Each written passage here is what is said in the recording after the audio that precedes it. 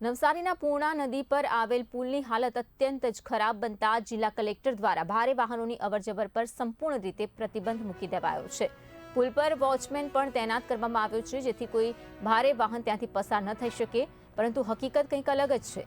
જ્યાં દિવસ દરમિયાન નિયમોનું પાલન થતું દેખાય છે, ત્યાં જ રાત્રે આ જ પુલ પર કાયદાનો ખુલ્લેઆમ ભંગ થતો પણ જોવા મળે છે। રાત પડતા જ રેતી માફિયાઓ બેફામ બની જાય છે। અહીં રીતે જ્યાં ખનન કરેલી રેતીથી ભરેલા ભારે ટ્રકો કોઈપણ ડર વગર પુલ પરથી પસાર થઈ રહ્યા છે। આ સ્થિતિમાં પુલની નબળી હાલતને કારણે કોઈપણ સમયે મોટો અકસ્માત સર્જાઈ શકે છે, તે પણ સવાલ છે। જો કોઈ દુર્ઘટના બને તો તેની જવાબદારી કોણ લેશે? આ સમગ્ર મામલે એક મોટો પ્રશ્ન ઊભો થઈ રહ્યો છે। શું ખનન ખનીજ વિભાગ જ્યાં આંખ અને કાન બંધ કરીને બેઠું છે? આ સવાલ પણ ઉઠાવવામાં આવી રહ્યો છે।